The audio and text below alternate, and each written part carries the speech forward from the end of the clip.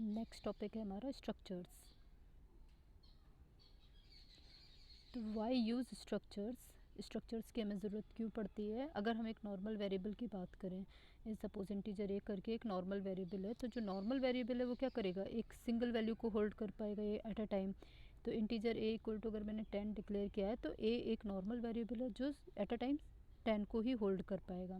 ठीक है, फिर बाद में अगर सपोज़ हमारी रिक्वायरमेंट आती है कि मुझे मल्टीपल वैल्यूज़ को स्टोर करना है सेम डेटा टाइप की, जैसे कि मुझे कंपनी के एम्प्लॉयज़ की एज स्टोर करनी है और उसको स्क्रीन पे प्रिंट कराना है, तो वो उसके लिए आपको क्या करना होगा, एक इंटीजर एरे क्रिएट करना होगा। इंट एज करके एक आप एरे क्रिएट करेंगे और उसमें मल्टीपल जो एम्प्लॉयज़ हैं उनकी एज को स्टोर कर लेंगे।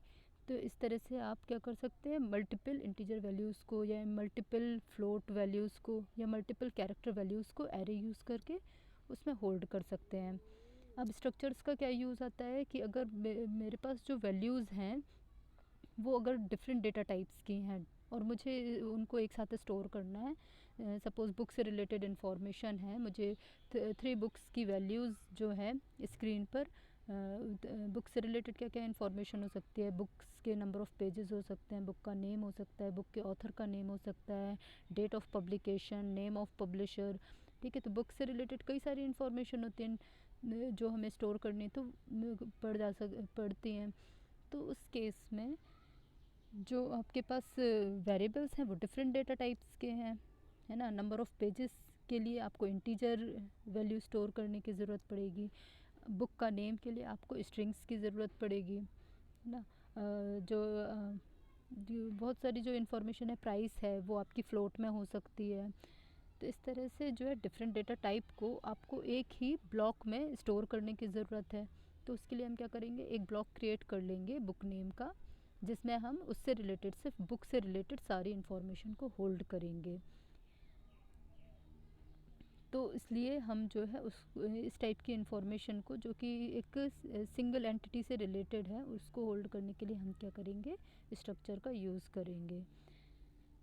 तो यहाँ पर देखिए हमने एक स्ट्रक्ट बुक करके ये एक स्ट्रक्चर क्रिएट किया, जिसमें हम कैरेक्टर नेम, हमने एक वेरिएबल लिया नेम करके, प्राइस और पेजेस, 3 वेरिएबल्स हमने डिक्लेयर किए हैं जो बुक के नेम, प्राइस और पेजेस को इनपुट कराएंगे और उनको प्रिंट कराएंगे स्क्रीन पर।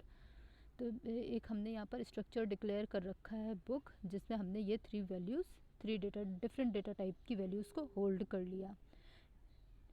तो क्योंकि ये तीनों इन्फॉर्मेशन हैं वो अलग अलग डेटा टाइप की हैं, तो अलग अलग डेटा टाइप के ब्लॉक को क्रिएट करने के लिए हमने क्या किया, स्ट्रक्ट कीवर्ड का यूज़ किया।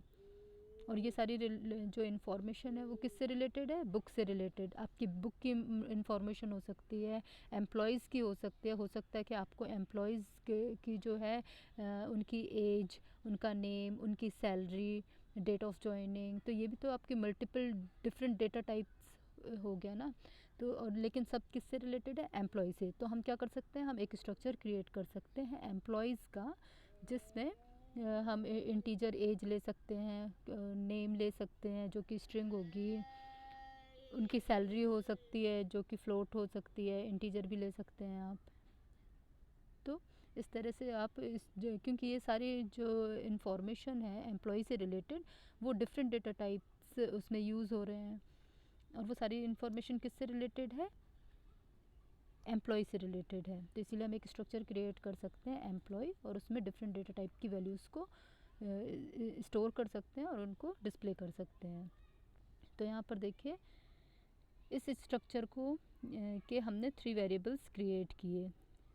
तो वो वेरिएबल्स आप कैसे क्रिएट करेंगे, यहाँ पर वेरिएबल्स को हमने क्रिएट कर दिया, स्ट्रक्ट कीवर्ड यूज़ करेंगे, फिर स्ट्रक्चर का नेम बुक, और उसके यहाँ पर हमने 3 वेरिएबल्स क्रिएट किए हैं, B1 B2 B3, 3 वेरिएबल्स को क्रिएट किया है।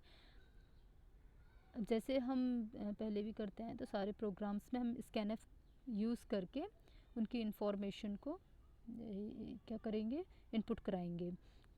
तो स्ट्रक्चर में और अदर वेरिएबल्स में क्या डिफरेंस है कि इसके जो वेरिएबल्स हैं, जैसे इसका वेरिएबल B1 है, तो B1 यानी कि बुक 1 को रिप्रेजेंट कर रहा है, तो बुक 1 का नेम, बुक 1 के प्राइस और बुक 1 के पेजेस को एक्सेस करने के लिए हम डॉट ऑपरेटर का यूज़ करेंगे। इसीलिए हमने यहाँ पर यूज़ किया है, यहाँ पर देखिए address of b1 dot I, address of b1 dot name, sorry, address of b1 dot name किसको रिप्रेजेंट कर रहा है, बुक 1 के नेम को। Address of b1 dot price किसको रिप्रेजेंट कर रहा है, बुक 1 के प्राइस को। Address of b1 dot pages book 1 के पेजेस को रिप्रेजेंट कर रहा है। तो जो स्ट्रक्चर है बुक, उसके जो वेरिएबल्स हैं उनको हम किस तरह से एक्सेस करेंगे, b1 dot name, b1 dot price, b1 dot pages. ऐसे ही बुक 2 की इंफॉर्मेशन कैसे एक्सेस करेंगे हम, b2 dot name, b2 dot price, b2 dot pages. And similarly scanf address of b3 dot name, address of b3 dot price, address of b3 dot pages. इस तरह से हम क्या करेंगे, स्ट्रक्चर के अंदर जो हमने वेरिएबल्स क्रिएट किए हैं उनको एक्सेस करेंगे। तो बुक 1, बुक 2, बुक 3, 3 बुक्स की हमने ये तीनों इन्फॉर्मेशन जो है यहाँ पर हम रीड कर रहे हैं scanf के थ्रू। इसके बाद हमने यहाँ पर printf स्टेटमेंट यूज़ किया है जो क्या कर रहा है, बुक 1 के नेम, प्राइस और पेजेस को डिस्प्ले कर रहा है। तो सेम आप बुक 1 के जो वेरिएबल्स हैं उनको एक्सेस करने के लिए b1 dot name, b1 dot price, b1 dot pages करके एक्सेस करेंगे। बुक 2 के लिए b2 dot name, b2 dot price, b2 dot pages. And book 3 के लिए b3 dot name, b3 dot price, b3 dot pages. इस तरह से values को एक्सेस करेंगे यूजिंग डॉट ऑपरेटर।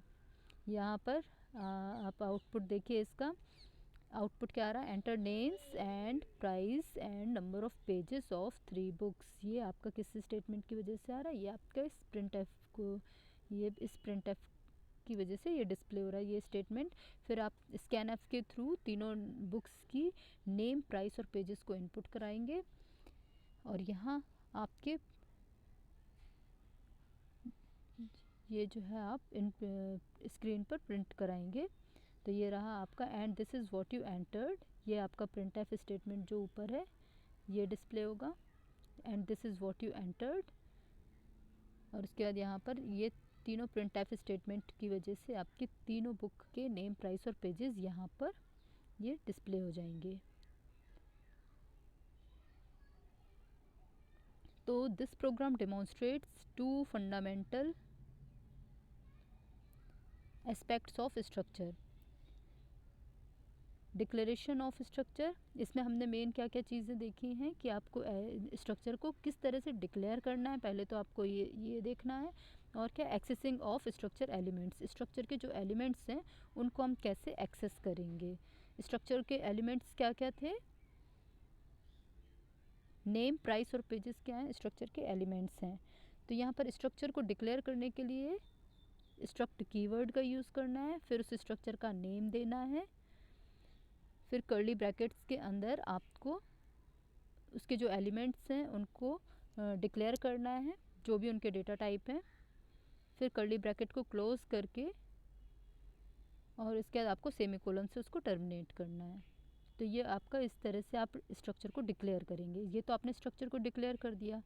अब इसके बाद क्या करना है हमें, स्ट्रक्चर के जो एलिमेंट्स हैं उनको हम एक्सेस कैसे करेंगे। ठीक है, यहाँ पर हमने 2 पॉइंट्स डिस्कस किए ना, एक तो हो गया डिक्लेरेशन कैसे करना है आपको, ए पॉइंट है डिक्लेरेशन ऑफ स्ट्रक्चर। तो ये हमने देख लिया कि अरे को स्ट्रक्चर को डिक्लेयर किस तरह से किया। अब हम देखेंगे कि एक्सेस कैसे करना है, जैसे अभी हमने पिछले प्रोग्राम में किया।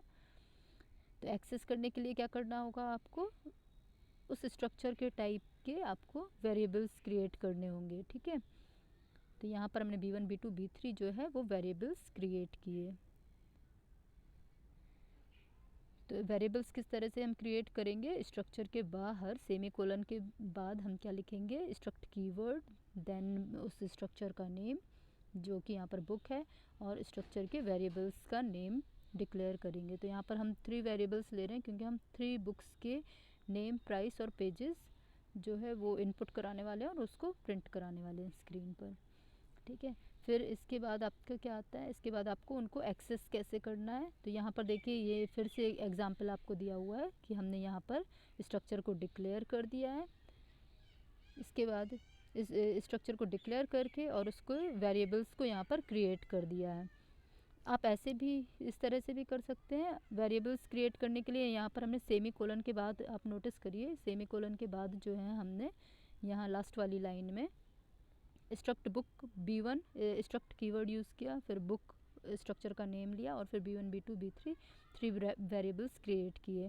तो हम इस तरह से भी वेरिएबल्स को डिक्लेयर कर सकते हैं B1 B2 B3 को। या दूसरा तरीका हमारे पास क्या है, दूसरा तरीका हमारे पास ये है कि हम इस तरह से भी डिक्लेयर कर सकते हैं कि सेमी कोलन को हम स्ट्रक्ट बुक में जब आपने कर्ली ब्रैकेट क्लोज किया है उसके बाद आप तीनों वेरिएबल्स को डिक्लेयर करके और उसके बाद सेमी कोलन को टर्मिनेट कर दें। तो इस तरह से भी आप डिक्लेयर कर सकते हैं। तो ये सेम है आपका, चाहे आप इस तरह से डिक्लेयर कर लीजिए B1 B2 B3 को स्ट्रक्ट सेमी कोलन के बाद। क्या डिफरेंस है दोनों में, यहाँ सेमी कोलन के बाद आपको, अगर सेमी कोलन आपने लगा दिया तो उसके बाद आपको फिर से बताना पड़ेगा B1 B2 B3 किस टाइप के हैं, स्ट्रक्चर टाइप के हैं, और उस स्ट्रक्चर का नेम क्या है, बुक है, और उसके 3 वेरिएबल्स हैं B1 B2 B3। जबकि आप अगर इस तरह से डिक्लेयर करते हैं तो सेमी कोलन से पहले आपको लिखना होगा कि जो उसके वेरिएबल नेम्स हैं उनको सेमी कोलन से पहले लिखना होगा B1 B2 B3 को।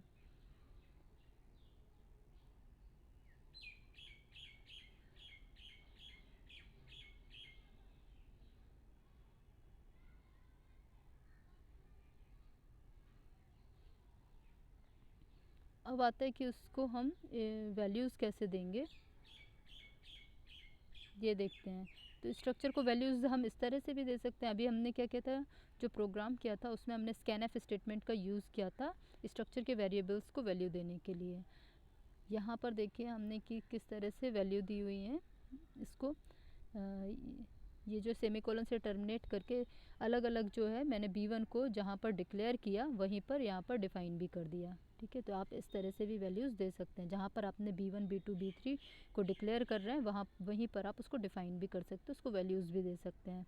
तो B1 इक्वल टू, यहाँ देखिए कर्ली ब्रैकेट में मैंने, अगर क्योंकि स्ट्रिंग है तो स्ट्रिंग को हम डबल कोट्स में लिखेंगे, कॉमा नेक्स्ट आपका प्राइस जो है वो फ्लोट में हो सकता है तो इसीलिए आपकी फ्लोट वैल्यू यूज़ की, और नंबर ऑफ़ पेजेस आपके इंट ले रखा है हमने इसीलिए इंटीजर में यहाँ पर इंटीजर डिफ़ाइन कर रखा है।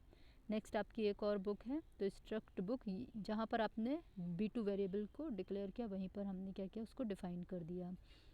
फिज़िक्स करके स्ट्रिंग को पास किया आपने जो कि नेम को रिप्रेजेंट कर रहा है। प्राइस हो गया आपका 150.80 और पेजेस हो गए 800। तो ये दो वेरिएबल हमने जो है यहाँ पर डिक्लेयर किया और उनको डिफ़ाइन किया। तो जहाँ पर आप वेरिएबल्स को डिक्लेयर कर रहे हैं वहीं पर आप वेरिएबल्स को डिफ़ाइन भी कर सकते हैं।